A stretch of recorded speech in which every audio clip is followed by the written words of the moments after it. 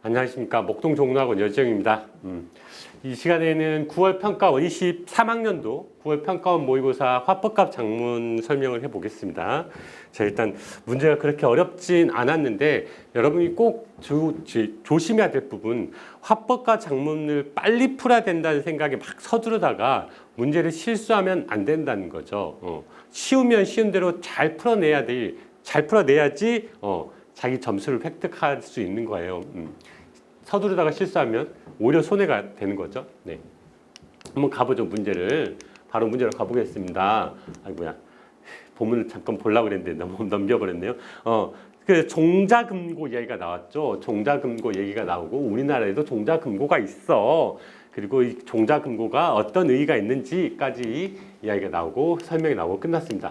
자, 그러면 위 발표자의 말하기 방식으로 가장 적절한 것 그랬거든요. 자, 일단 청중에게 친숙한 사례, 이 앞 시간에 한 사례 언급한 거 맞아. 근데 여기서 개념 간의 차이를 부각하고 있다는 건 아니죠. 내용 항상 보시기 바랍니다. 비언어적 표현 손가락 두 개 이렇게 했잖아요. 비언어적 표현 통해 청중의 행동 변화 촉구한 건 아니야. 그쵸? 발표 중간중간에 청중에 질문 받았나? 질문 받은 거 없는데 이런 게 차근차근 확인하세요. 근데 다 읽어야 이런 게 나와요, 여러분. 스킵하면서 읽으면 잘 안 나옵니다. 청중과 공유하고 있는 경험 언급한 거 맞아, 맨 앞에. 하지만 그러면서 주의를 한계하고 있다. 맞죠? 맨 앞쪽에 나왔었잖아요. 자, 발표 내용에 대한 청중의 이해 정도를 확인한 후 이어질 발표의 순서, 여기까지는 그렇죠. 가능한데 발표의 순서를 안내한 부분은 전혀 없습니다. 뭐 담화 표시도 없고 다음으로 이거 할게요. 다음으로 이거 할게요. 이런 말이 없어요. 그런 게 나와줘야 발표의 순서를 안내하고 있다고 할 수 있습니다. 네. 자, 그 다음 37번으로 가보겠습니다. 37번인데 보죠. 다음은 청자와 발표자가 나눈 질의응답 일부인데 A에 들어갈 청자의 질문을 적절하지 않은 거 그랬어. 자, 발표자의 답까지 좀 보고 가세요. 여기만 보지 말고, 자, 궁금한 점이 생겨 질문합니다 했는데 여기만 보지 말고 발표자까지 가야 돼. 그 내용은 발표에 없었네요. 발표자가 인정을 했어. 그 내용은 발표에 없었다. 그러니까 발표에 없었던 내용은 전부 다 적절한 게 된 겁니다. 발표에 있는 내용은 적절하지 않은 거니까, 그러면 1, 2, 3, 4, 5번 중에 발표에 있는 내용을 찾아라, 이렇게 되는 거네요. 자, 그럼 보자. 종자금고는 현재 두 나라에 있다고 하셨는데 두 나라의 종자금고, 그쵸? 두 나라의 종자금고에는 어떤 차이점? 두 나라의 차이점은 그래, 언급되지 않았어. 오케이, 차이점 언급되지 않았어. 자, 기탁받은 종자를 보관하고 있다고 하셨는데 기탁받는 절차, 그래, 절차도 안 나왔어.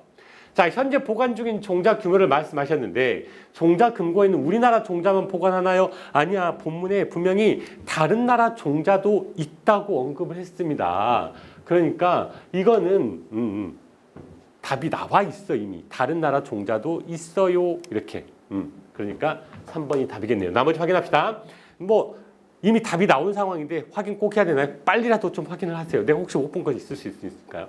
자, 적정한 온도를 유지해 종자를 보관한다고 말씀하셨는데 뒤에 나옵니까? 적정 온도. 그래. 이거 안 나왔어. 그치? 자, 반출했던 경우가 있었나요? 그거에 대한 사례도 언급하지 않았어. 그쵸? 네. 이렇게 빨리빨리 확인하고 넘어갑시다. 자,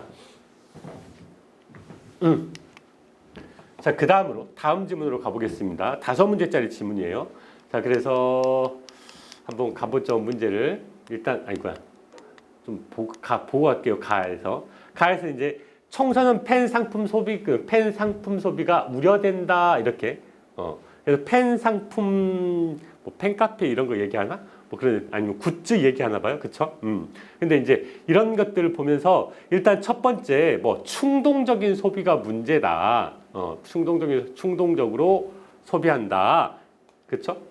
자, 그리고 두 번째로는 뭐였어? 과시적이다. 과시적 소비도 있다. 그리고 세 번째, 소외감을 느끼지 않으려고 펜 상품을 소비하는 일 역시 우려된다. 그러니까 바람직한 소비를 하자. 이렇게 끝났습니다. 그러고 나서 학생 1, 2가 먼저 이야기 시작하고 학생 3이 나중에 끼어들죠. 그래서 학생 1이 뭐라고 이야기를 해요? 너무 부정적인 것만 다룬 건 아니냐 하니까 학생 2가 내가 볼 때는 긍정적인 것도 있는 건 맞는데 부정적인 게 내가 더 우려된다 하다가 학생 1, 3까지 와서 그래, 긍정적인 것도 있어 하니까 이제 학생 2가 생각을 바꾸는 그리고 나서 초고를 이렇게 검토하는 뒷부분에 초고 검토죠. 이 뒷부분부터요. 자, 그러면 38번으로 가보죠. 자, 가에 활용된 글쓰기 방법으로 가장 적절한 거 그랬어요. 담화 표지. 여러분, 담화 표지라는 게 뭐냐면 다음으로 따라서 이제부터 다음에는 이렇게요. 먼저 첫 번째 이런 게 전부 다 담화 표지입니다.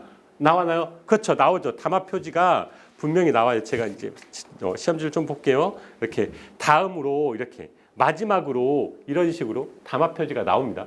네. 특정 이론을 활용했다 그랬는데 특정 이론이 있는 건 아니에요. 그렇죠?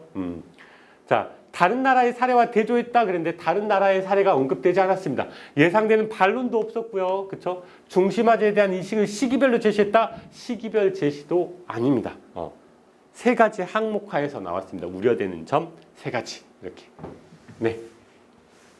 보죠. 39번으로. 자, 다음은 가를 작성하기 위해 쓴 메모인데 AE가 가에 반영된 양상으로 적절하지 않은 거 그랬거든요. AE가 펜 상품의 인기 직접 가봤더니 대단하더라. 충동적 소비 있었고 과시적 소비, 소외감을 느끼지 않으려는 소비, 그쵸? 바람직한 태도는 바람직한 소비 태도를 갖춰야 된다. 뭐 이런 내용이었는데 보죠. 현장을 방문하여 목격한 펜 상품 판매점의 분위기, 그치? 분위기를 어떻게 이야기했어?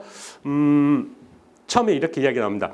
일요일 오후에 방문해본 우리 학교 근처의 한 펜 상품 판매점, 옷이나 소품 등 연예인과 관련하여 판매되는 상품인 펜 상품을 사려는 청소년들로 북적였다. 이렇게요. 북적였다.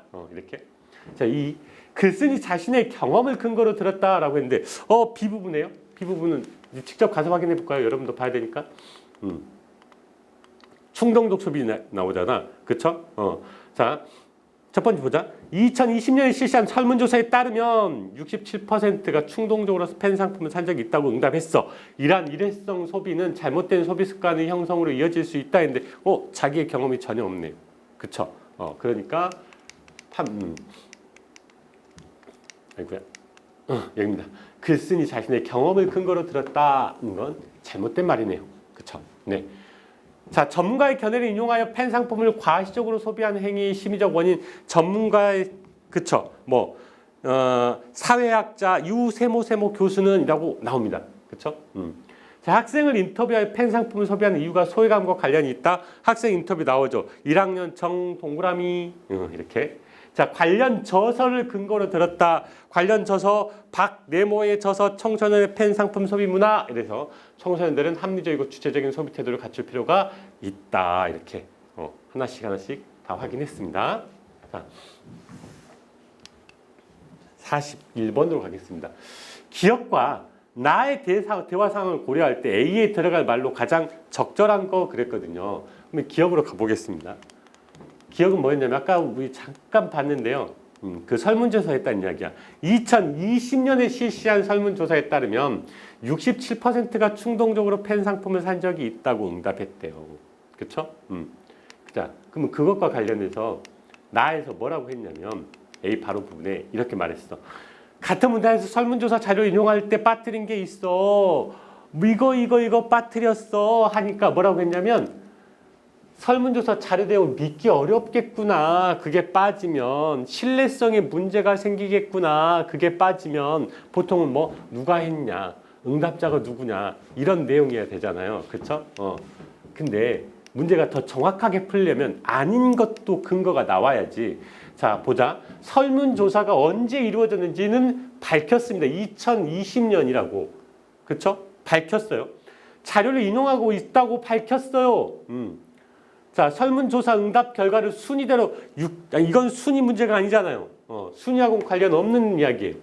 설문조사의 결과가 시사하는 점도 밝혔습니다. 이만큼 많이 충동 구매하고 있어. 일시적인 소비하고 있어. 이렇게. 설문조사란 주체와 응답 대상자. 그치? 누가 설문조사를 했고 응답 대상이 누군지 청소년이 아니라 다른 사람이 응답 대상이면 이건 아무런 관련이 없어지는 거잖아요. 그쵸? 그러니까 설문조사란 주체와 응답 대상을 밝히지 않았으니 뭐가 떨어질 수 있다? 신뢰성이 떨어질 수 있다. 충분히 좋은 지적이네요. 그쵸? 네. 자, 다음 문제로 넘어가겠습니다. 다음 문제로 자, 42번. 나의 논의 내용을 반영하여 가를 고쳐 쓰기 위한 방안으로 가장 적절한 거 그랬거든요. 뒷부분에 나와요. 나의 논의 내용 한번 확인해 봅시다. 나의 논의 내용을. 자, 그러면 좋아. 제목도 그에 맞게 수정 부탁해. 자, 제목 수정하라는 얘기 나왔어요. 긍정적인 거 넣어주자. 자, 그러면서 이제 세부 내용 검토해 보자고 했습니다. 충동적 소비를 다루고 있잖아. 그러니 마지막 문장에 일회성 소비라는 표현을 적절히 보자. 그러면 일회성 소비가 아니라 충동적 소비로 바꿔야 된다는 이야기야. 한번 정리를 해볼까요? 어떻게? 제목은 어때? 긍정, 부정 다 들어가야 돼. 그쵸?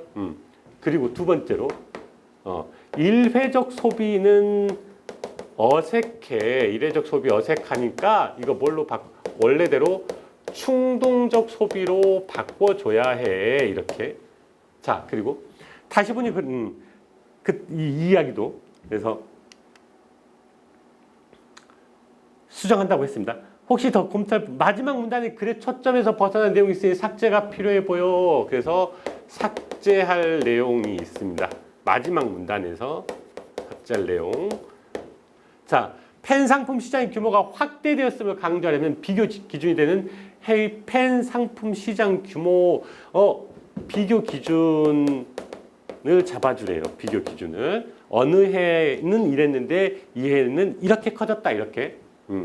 자, 그럼 이 네 개가 나와야 됩니다. 그쵸? 그럼 이거 가지고 한번 문제를 풀어보겠습니다. 이 문제가 제일 어려웠던 문제여서 자, 청소년 펜 상품 소비 문제점과 해결 방안. 잠깐만요, 여러분. 자, 여기 보면 문제점과 해결 방안 이래버리면 이거하고는 전혀 상관없죠. 긍정, 부정을 다 담자라고 했는데 여기 여전히 뭐야? 부정적인 것만 이야기한 거잖아요. 문제점이라고 했으니까요. 그렇죠? 2014년도 국내 펜 상품 시장 규모에 관한 정보를 추가하면 비교 기준 2014년도는 이랬는데 2020년도에는 이렇게 됐어. 맞네. 그쵸? 자, 일회성 소비를 과시적 소비 아니에요. 과시적 소비로 교체하면 충동적 소비는 또 어긋나지는데요. 그쵸? 충동적 소비로 교체해야 됩니다. 자, 펜 상품 소비가 과소비로 이어진다는 내용. 이런 내용은 언급한 적이 없습니다. 중간에. 네. 마지막 문장의 내용은 기업의 사회적 책임에 관한 내용으로 교체가 아니라 삭제해야 한다. 무슨 말이냐면 여기에요. 여기 있네요. 여기서 보면 물론 기업이 디자인과 실용성을 갖춘 펜 상품을 판매하는 일이 선행되는데 이거는 너무 뜬금없는 일이잖아요. 뜬금없는 이야기니까 삭제해야 돼. 이런 이야기였는데 이걸 다른 걸로 뭐 사회적 책임으로 교체하지 말고 삭제하자고 분명히 말했습니다. 그러니까 삭제해줘야 맞는 이야기죠. 그렇죠? 네. 자, 그러면 다음 문제로 42번째가 가장 좀 까다로웠는데 잘 해결했는지 모르겠어요. 자, 다음을 가죠. 이번에는 이제 나 학생의 초고만 여기다 이제 실었는데 문제를 보죠. 다음은 나를 읽은 학생 회장의 조언이야. 이를 반영하여 추가할 마지막 문단의 내용으로 가장 적절한 거. 이런 문제 나오면 항상 조건들 챙기세요. 뭐라고? 많은 학생들이 공모전에 참여할 수 있도록 이름 짓기는 학생들이 어려운 일이 아님을 밝혀 학생들에게 어려운 일이 아님을 밝혀줬으면 좋겠어. 이게 조건 1이야. 이 문단에서 언급한 효과와 관련하여 공모전 참여를 권유해라. 두 번째 문단에서 이렇게 언급한 효과입니다. 두 번째 문단에서 언급한 효과. 두 번째 문단에서 언급한 효과가 뭐야? 긍정적 이미지. 이름 짓기를 해서 긍정적 이미지가 만들어질 수 있어. 이거였잖아요. 그쵸? 자, 그러면 한번 해보죠. 이름 짓기는 누구나 어렵지 않게 도전할 수 있는 일이다. 1번 나왔네. 다만 이름을 지을 때 사람들이 이해하기 쉬운 편을 사용해야 하도록 2번이 안 나왔네요. 권유가 없잖아요. 긍정적 이미지 권유가 없습니다. 자, 이름 짓기는 지식과 경험이 풍부한 사람만이 할 수 있는 일은 아니야. 학생들도 할 수 있어. 이렇게 원활한 의사소통을 위해 이름 짓기 잠깐만 원활한 의사소통 이야기가 왜 나오나요? 그렇죠? 긍정적 효과 이거에 대한 권유가 나와야 되니까 이것도 2번이 잘못돼 있네요. 2번이 자, 그 다음에 지나치게 생소한 이름은 사람들에게 수용되지 않을 수 있어.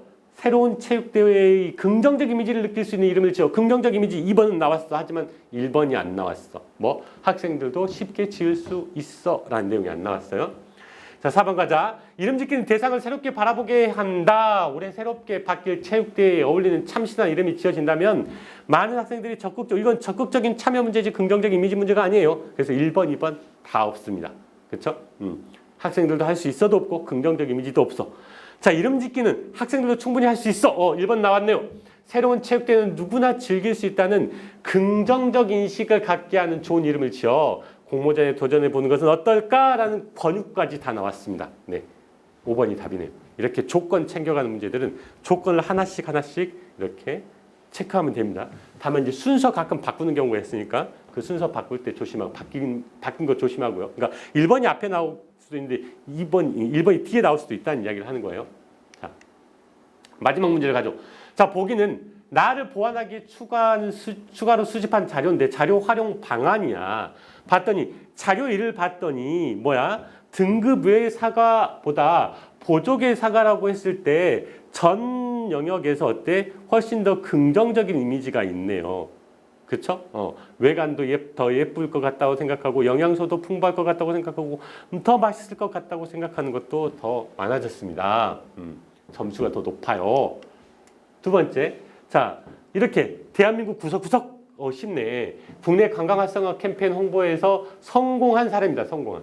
근데 G4C라고 했어. 각종 정부 민원을 24시간 처리하는 누리집인데 뭔지 모르겠다. 너무 생소해요. 어려워요. 그쵸? 이름이 대상의 특성을 잘 드러내지 못하고, 그치? 대상의 특성을 잘 드러내지 못하고 지나치게 생소했다. 그래서 민원 24로 바꾸자 인지도가 올라갔다. 좋은 이름이네요. 좋은 이름 짓기야. 자, 그럼 이거 가지고 한번 해봅시다.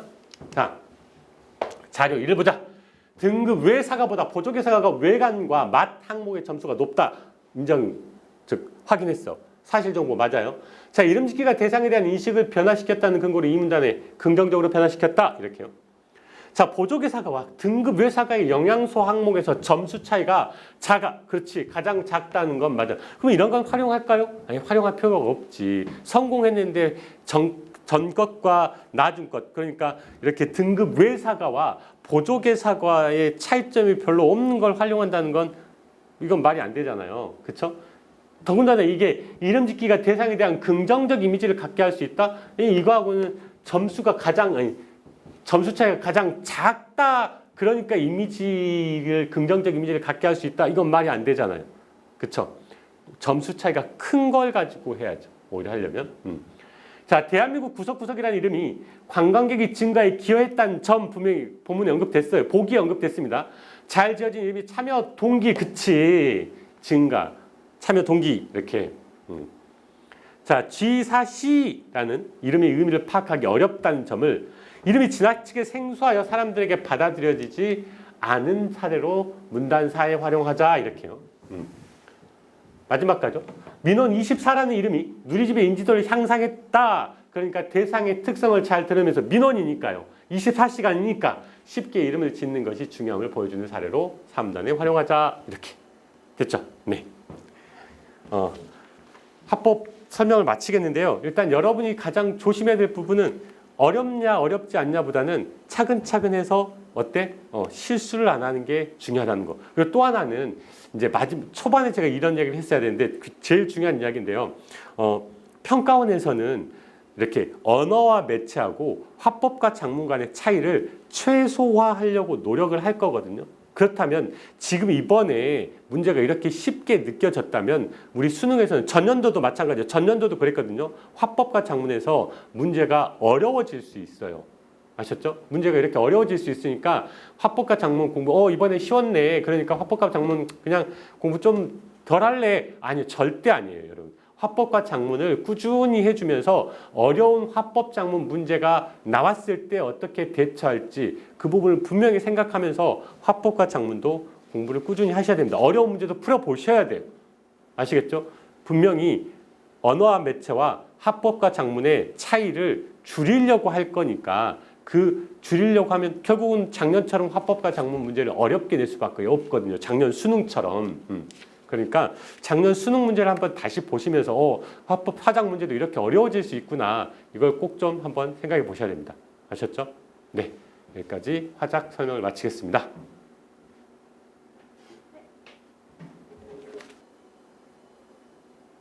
안녕하십니까. 목동 종로학원 여지영입니다. 이 시간에는 9월 평가원 23학년도 9월 평가원 모의고사 화법값 작문 설명을 해보겠습니다. 자, 일단 문제가 그렇게 어렵진 않았는데 여러분이 꼭 조심해야 될 부분, 화법값 작문을 빨리 풀어야 된다는 생각에 막 서두르다가 문제를 실수하면 안 된다는 거죠. 쉬우면 쉬운 대로 잘 풀어내야지 자기 점수를 획득할 수 있는 거예요. 서두르다가 실수하면 오히려 손해가 되는 거죠. 네. 한번 가보죠. 바로 문제로 가보겠습니다. 아이고야. 본문을 잠깐 보려고 그랬는데 너무 넘겨버렸네요. 그 종자금고 이야기가 나왔죠. 종자금고 얘기가 나오고 우리나라에도 종자금고가 있어. 그리고 이 종자금고가 어떤 의의가 있는지까지 이야기가 나오고 설명이 나오고 끝났습니다.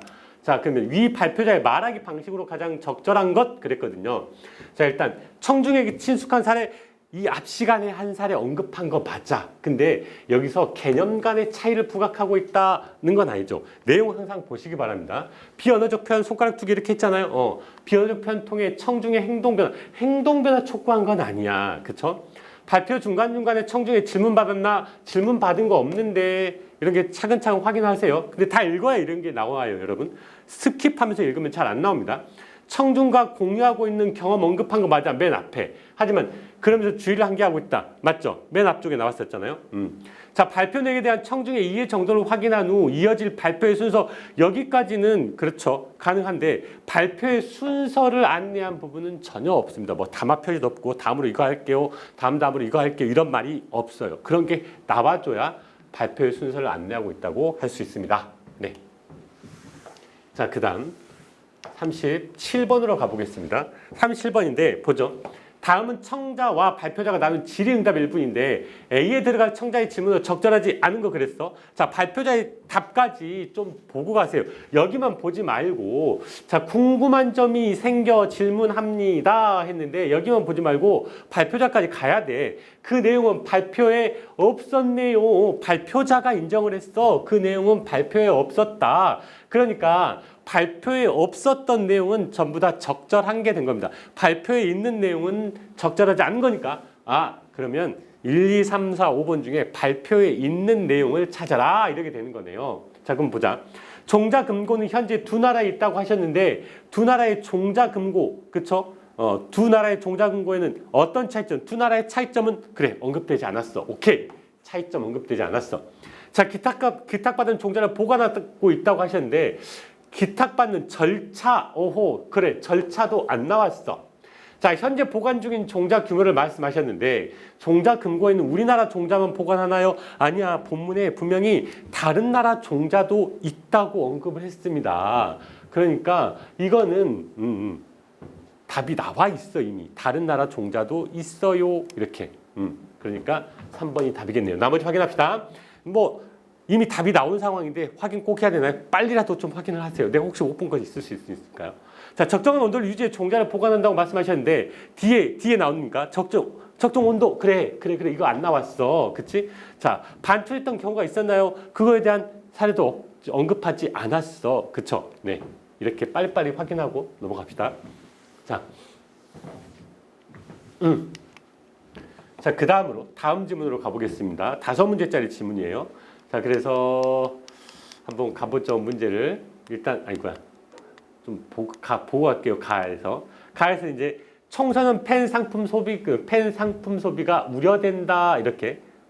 그래서 펜 상품 펜카페 이런 거 얘기하나? 아니면 굿즈 얘기하나 봐요. 그쵸? 근데 이제 이런 것들을 보면서 일단 첫 번째 충동적인 소비가 문제다. 충동적으로 소비한다. 그쵸? 자, 그리고 두 번째로는 뭐였어? 과시적이다. 과시적 소비도 있다. 그리고 세 번째, 소외감을 느끼지 않으려고 펜 상품을 소비하는 일 역시 우려된다. 그러니까 바람직한 소비를 하자. 이렇게 끝났습니다. 그러고 나서 학생 1, 2가 먼저 이야기 시작하고 학생 3이 나중에 끼어들죠. 그래서 학생 1이 뭐라고 이야기를 해요?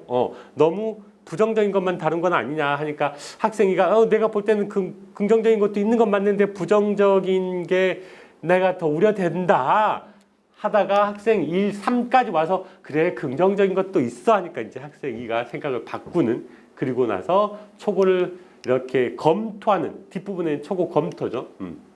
이 뒷부분부터요. 자, 그러면 38번으로 가보죠. 자, 가에 활용된 글쓰기 방법으로 가장 적절한 걸 그랬어요. 담화표지. 여러분, 담화표지라는 게 뭐냐면 다음으로 따라서 이제부터 다음에는 이렇게요. 먼저 첫 번째 이런 게 전부 다 담화표지입니다. 나와나요? 그렇죠. 나오죠. 담화표지가 분명히 나와요. 제가 이제 시험지를 좀 볼게요. 이렇게 다음으로 이렇게 마지막으로 이런 식으로 담화표지가 나옵니다. 네. 특정 이론을 활용했다 그랬는데 특정 이론이 있는 건 아니에요. 그렇죠? 자, 다른 나라의 사례와 대조했다 그랬는데 다른 나라의 사례가 언급되지 않았습니다. 예상되는 반론도 없었고요. 그렇죠? 중심화제에 대한 인식을 시기별로 제시했다? 시기별 제시도 아닙니다. 세 가지 항목화에서 나왔습니다. 우려되는 점 세 가지. 이렇게. 네. 보죠. 39번으로. 자, 다음은 가를 작성하기 위해 쓴 메모인데 A2가 가에 반영된 양상으로 적절하지 않은 거 그랬거든요. A2가 펜 상품의 인기 직접 가봤더니 대단하더라. 충동적 소비 있었고 과시적 소비, 소외감을 느끼지 않으려는 소비. 그쵸? 바람직한 태도는 바람직한 소비 태도를 갖춰야 된다. 뭐 이런 내용이었는데 보죠. 현장을 방문하여 목격한 펜 상품 판매점의 분위기, 그치? 분위기를 어떻게 이야기했어? 처음에 이렇게 이야기 나옵니다. 일요일 오후에 방문해본 우리 학교 근처의 한 펜 상품 판매점, 옷이나 소품 등 연예인과 관련하여 판매되는 상품인 펜 상품을 사려는 청소년들로 북적였다. 이렇게요. 북적였다. 이렇게.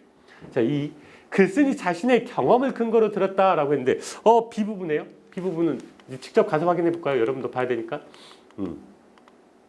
충동적 소비 나오잖아. 그쵸? 자, 첫 번째 보자. 2020년에 실시한 설문조사에 따르면 67%가 충동적으로 펜 상품을 산 적이 있다고 응답했어. 이러한 일회성 소비는 잘못된 소비 습관의 형성으로 이어질 수 있다 했는데 자기의 경험이 전혀 없네요. 그쵸? 그러니까 아이고야. 여기입니다. 글쓴이 자신의 경험을 근거로 들었다는 건 잘못된 말이네요. 그쵸? 네. 자, 전문가의 견해를 인용하여 펜 상품을 과시적으로 소비하는 행위의 심리적 원인, 전문가의, 그쵸? 사회학자 유세모 교수는 이라고 나옵니다. 그쵸? 자, 학생을 인터뷰하여 펜 상품을 소비하는 이유가 소외감과 관련이 있다. 학생 인터뷰 나오죠. 1학년 정 동그라미, 이렇게. 자, 관련 저서를 근거로 들었다. 관련 저서 박네모의 저서 청소년의 펜 상품 소비 문화. 이래서 청소년들은 합리적이고 주체적인 소비 태도를 갖출 필요가 있다. 이렇게 하나씩 다 확인했습니다. 자, 41번으로 가겠습니다.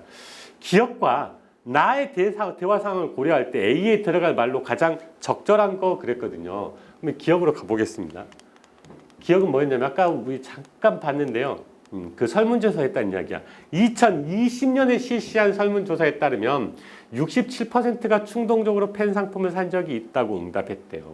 그쵸?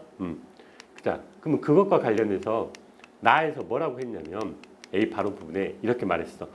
같은 문단에서 설문조사 자료 인용할 때 빠뜨린 게 있어. 이거 빠뜨렸어. 하니까 뭐라고 했냐면 설문조사 자료 내용 믿기 어렵겠구나. 그게 빠지면 신뢰성에 문제가 생기겠구나. 그게 빠지면 보통은 누가 했냐, 응답자가 누구냐 이런 내용이어야 되잖아요. 그렇죠? 근데 문제가 더 정확하게 풀려면 아닌 것도 근거가 나와야지.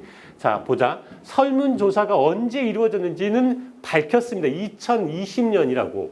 그렇죠? 밝혔어요. 자료를 인용하고 있다고 밝혔어요.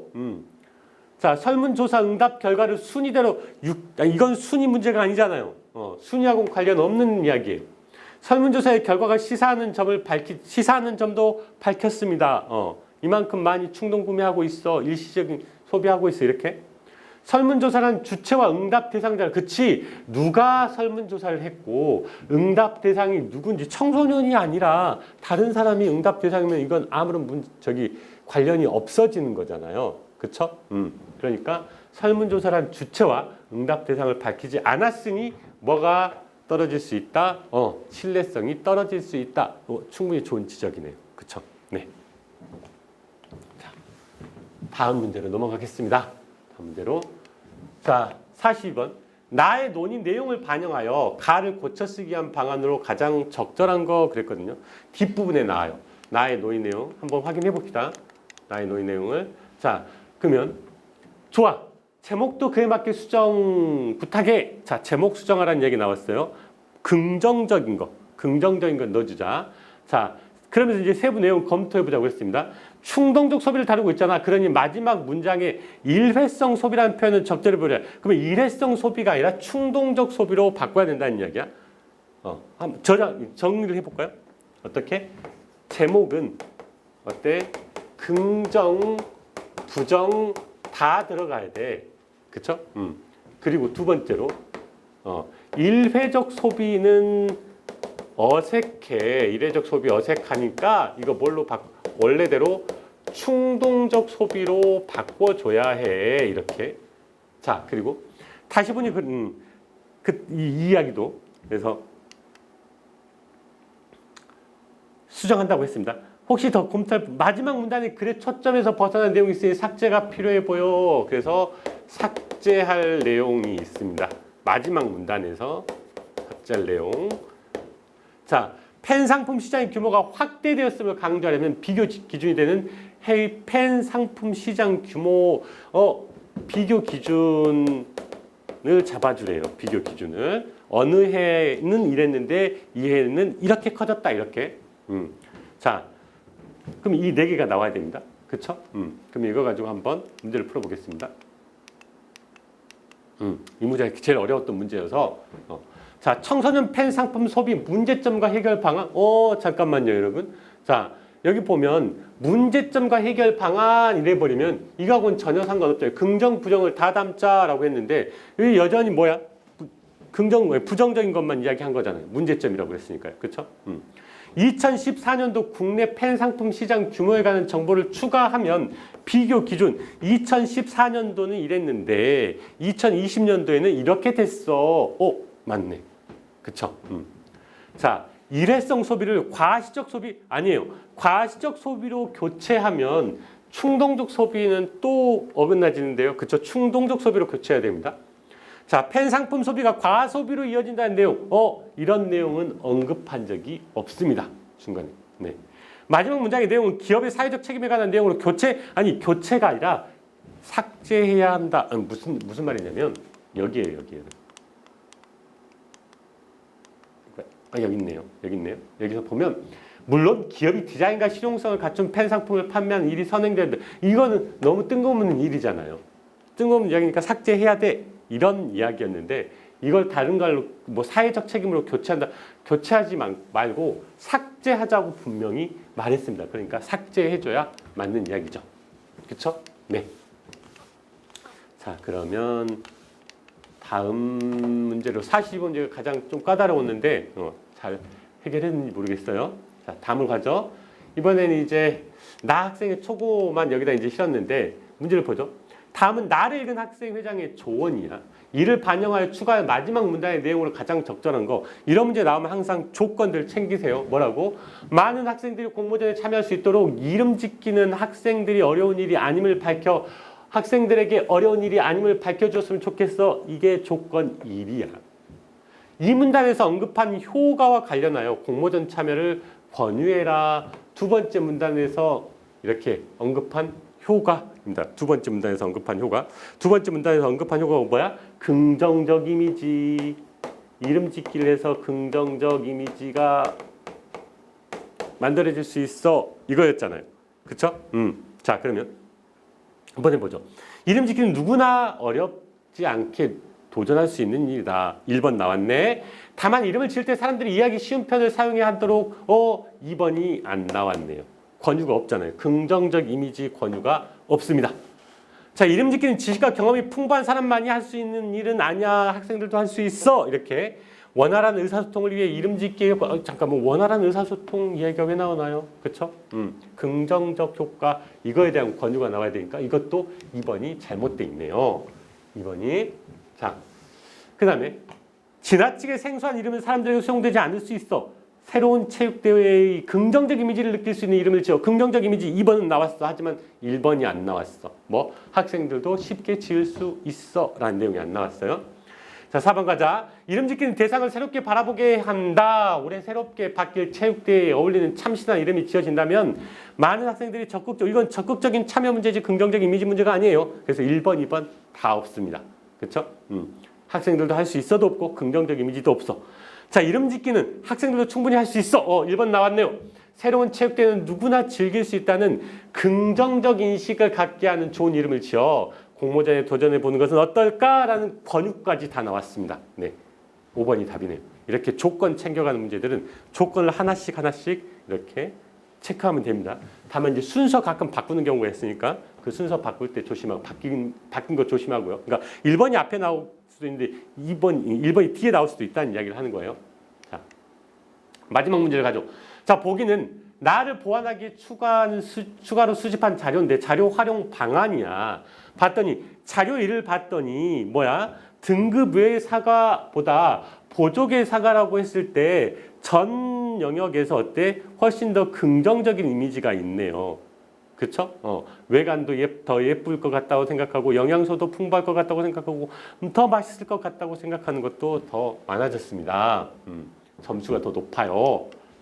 두 번째, 자 이렇게 대한민국 구석구석 쉽네. 국내 관광 활성화 캠페인 홍보에서 성공한 사람입니다. 성공한. 근데 G4C라고 했어. 각종 정부 민원을 24시간 처리하는 누리집인데 뭔지 모르겠다. 너무 생소해요. 어려워요. 그쵸? 이름이 대상의 특성을 잘 드러내지 못하고 그치? 대상의 특성을 잘 드러내지 못하고 지나치게 생소했다. 그래서 민원 24로 바꾸자 인지도가 올라갔다. 좋은 이름이네요. 좋은 이름 짓기야. 자, 그럼 이거 가지고 한번 해봅시다. 자, 자료 1을 보자. 등급 외 사과보다 보조개 사과가 외관과 맛 항목의 점수가 높다. 즉 확인했어. 사실 정보 맞아요. 자, 이름 짓기가 대상에 대한 인식을 변화시켰다는 근거로 이 문단에 긍정적으로 변화시켰다. 이렇게요. 자, 보조개 사과와 등급 외 사과의 영양소 항목에서 점수 차이가 작아. 그렇지. 가장 작다는 건 맞아. 그럼 이런 건 활용할까요? 아니, 활용할 필요가 없지. 성공했는데 전 것과 나중 것. 그러니까 이렇게 등급 외 사과와 보조개 사과의 차이점이 별로 없는 걸 활용한다는 건 이건 말이 안 되잖아요. 그렇죠? 더군다나 이게 이름 짓기가 대상에 대한 긍정적 이미지를 갖게 할 수 있다? 이거하고는 점수 차이가 가장 작다. 그러니까 긍정적 이미지를 갖게 할 수 있다. 이건 말이 안 되잖아요. 그렇죠? 점수 차이가 큰 걸 가지고 해야죠. 오히려 하려면. 자, 대한민국 구석구석이라는 이름이 관광객이 증가에 기여했다는 점 분명히 본문에 언급됐어요. 보기에 언급됐습니다. 잘 지어진 이름이 참여 동기, 그치. 증가, 참여 동기, 이렇게. 자, G4C라는 이름의 의미를 파악하기 어렵다는 점을 이름이 지나치게 생소하여 사람들에게 받아들여지지 않은 사례로 문단사에 활용하자, 이렇게요.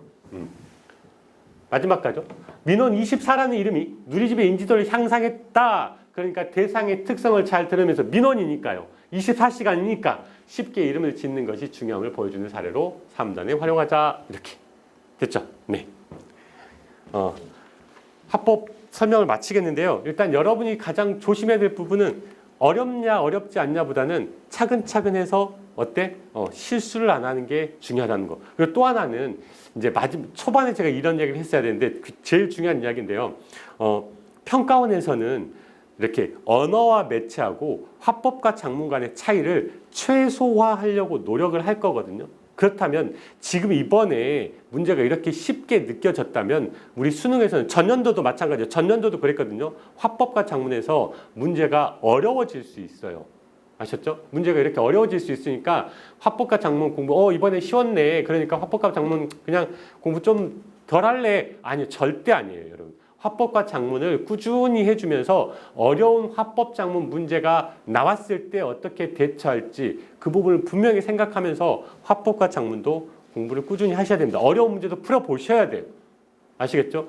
분명히 언어와 매체와 화법과 작문의 차이를 줄이려고 할 거니까 그 줄이려고 하면 결국은 작년처럼 화법과 작문 문제를 어렵게 낼 수밖에 없거든요. 작년 수능처럼.